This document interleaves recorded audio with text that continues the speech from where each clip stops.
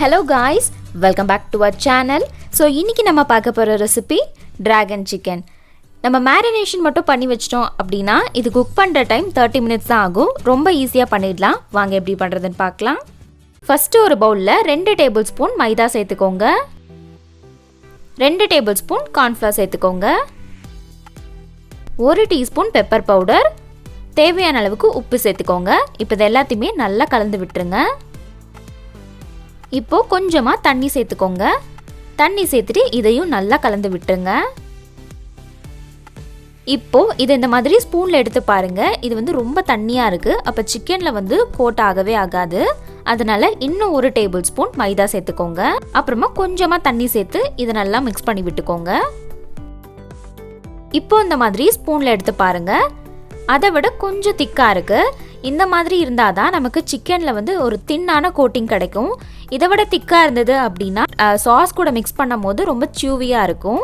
அதனால இந்த மாதிரி கன்சிஸ்டன்சில மிக்ஸ் பண்ணிக்கோங்க. அப்புறம் 1/4 கிலோ பிரெஸ்ட் பீஸை எலும்பு இல்லாமல் இந்த மாதிரி நல்லா மெலிசா கட் பண்ணி எடுத்துக்கோங்க. அதே மாதிரி இந்த மாதிரி நீள நீளமாக உங்களால் எந்த அளவுக்கு கட் பண்ண முடியுமோ அந்த மாதிரி கட் பண்ணி எடுத்துக்கோங்க. இப்போ இதை இதுக்குள்ளே சேர்த்துக்கலாம். சேர்த்துட்டு இதை நல்லா மிக்ஸ் பண்ணி விட்டுருங்க. இப்போ இந்த மாதிரி கலந்ததுக்கு அப்புறமா இதை க்ளோஸ் பண்ணி ஒரு 2 hours அப்படியே மேரினேட் பண்ண வச்சிருங்க. உங்களுக்கு டைம் இருந்ததுன்னா 4 hours கூட வச்சுக்கலாம். நான் வந்து இந்த சிக்கனை 4 hours நல்லா மேரினேட் பண்ணி எடுத்திருக்கேன். இப்போ இது எல்லாத்தையுமே நல்லா கலந்து விட்டுறலாம்.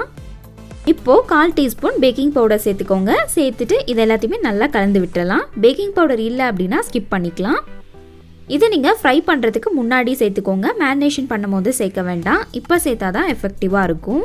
நம்ம மேரினேஷன் பண்ணும்போது பேட்டர் கொஞ்சம் அதிகமாக இருக்க மாதிரி இருந்தது. இப்போ மேரினேஷன் பண்ணதுக்கப்புறம் பாருங்கள் இந்த சிக்கன் எவ்வளோ நல்லா அந்த பேட்டரை அப்சர்வ் பண்ணியிருக்குன்னு.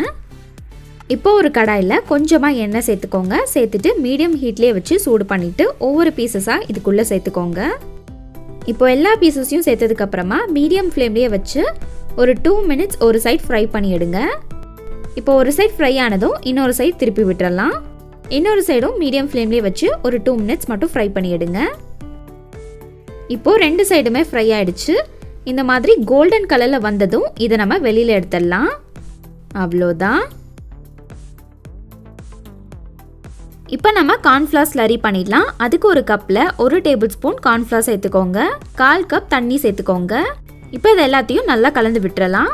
இப்போ இந்த மாதிரி கலந்துட்டு சைடில் வச்சுருங்க. இப்போ ஒரு கடாயில் 3 டேபிள்ஸ்பூன் எண்ணெய் சேர்த்துக்கோங்க.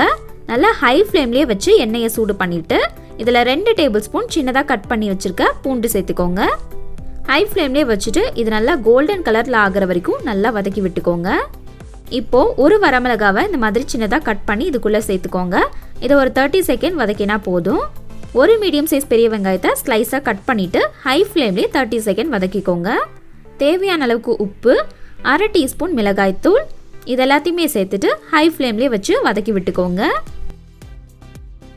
இப்போ இந்த மாதிரி 30 செகண்ட் வதக்கினதுக்கப்புறமா சின்ன சின்னதாக கட் பண்ணி வச்சுருக்க கொத்தமல்லியும் சேர்த்துக்கோங்க. இதையும் நல்லா வதக்கி விட்டுருங்க. அப்புறம் 2 டேபிள்ஸ்பூன் schezwan சாஸ் சேர்த்துக்கோங்க. அதாவது பீட்சா சாஸ். இது வந்து நான் பீட்சா ரெசிபிலே எப்படி பண்ணுறதுன்னு போட்டிருக்கேன். டிஸ்கிரிப்ஷனில் லிங்க் கொடுக்குறேன், செக் பண்ணி பாருங்கள். இந்த சாஸ் தான் ரொம்ப ரொம்ப இம்பார்ட்டன்ட் இந்த டிராகன் சிக்கனுக்கு. அப்போ தான் டேஸ்ட் ரொம்ப சூப்பராக இருக்கும். அதனால் கண்டிப்பாக ஸ்கிப் பண்ணாமல் இந்த சாஸ் ஆட் பண்ணிக்கோங்க. அப்புறம் 1 tablespoon tomato sauce, 1 tablespoon soya sauce இது எல்லாத்தையுமே சேர்த்துட்டு இதையும் ஒரு 30 செகண்ட் ஹை ஃப்ளேம்லேயே வச்சு நல்லா வதக்கி விட்டுக்கோங்க. இப்போது ஒரு கேப்சிகமில் பாதி கேப்சிகமை நல்லா நீல நீளமாக கட் பண்ணி இதுக்குள்ளே சேர்த்துக்கோங்க. இப்போ இதையும் நல்லா கலந்து விட்டுருங்க. இப்போ இதில் 1/2 கப் தண்ணி சேர்த்துக்கோங்க. உங்களுக்கு கொஞ்சம் நல்லா திக்காக வேணும்னா 1/2 கப் சேர்த்துக்கோங்க. உங்களுக்கு ட்ரையாக வேணும் அப்படின்னா 1/4 கப் சேர்த்துக்கோங்க. இப்போ இதையும் ஹை ஃப்ளேம்லேயே வச்சு ஒரு 1 மினிட்க்கு நல்லா வதக்கி விட்டுக்கோங்க. இப்போ நம்ம மிக்ஸ் பண்ணி வச்சுருக்க அந்த கார்ன்ஃப்ளவர் ஸ்லரியும் சேர்த்துக்கலாம். இதையும் சேர்த்துட்டு கைவிடாமல் நல்லா மிக்ஸ் பண்ணிக்கோங்க. இதையும் 1 மினிட்க்கு நல்லா மிக்ஸ் பண்ணிக்கோங்க. இந்த ரெசிபி முடிகிற வரைக்கும் நம்ம ஹை ஃப்ளேம்லேயே தான் வச்சு மிக்ஸ் பண்ணி விடணும். உங்களுக்கு ரொம்ப தீர மாதிரி இருந்தது அப்படின்னா அப்பப்போ சிம் பண்ணி விட்டுக்கலாம். அதுக்கப்புறமா திரும்பவும் ஹையில் வச்சுக்கோங்க. இந்த கேப்சிகம் வந்து இந்த சாஸில் நல்லா கோட் ஆகிற ஸ்டேஜில் இந்த சிக்கனை நம்ம சேர்த்துக்கலாம். இந்த சிக்கனை சேர்த்ததுக்கப்புறமா ஒரு 1 மினிட் மட்டும் நல்லா கலந்து விடுங்க. உங்களுக்கு நல்லா ட்ரையாக வேணும்னா ஒரு 2 மினிட்ஸ் வரைக்கும் நீங்கள் நல்லா ஹை ஃப்ளேமில் வச்சு கலந்து விட்டுக்கலாம்.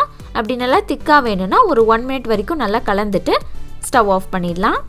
இந்த சிக்கன் பாருங்கள் இந்த சாஸில் எவ்வளோ நல்லா கோட் ஆயிருக்குன்னு. அவ்வளோதான்.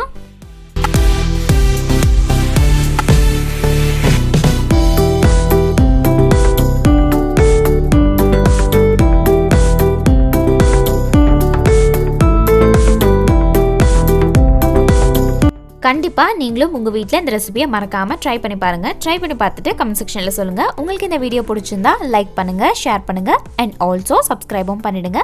நெக்ஸ்ட் வீடியோவில் பார்க்கலாம். பாய்.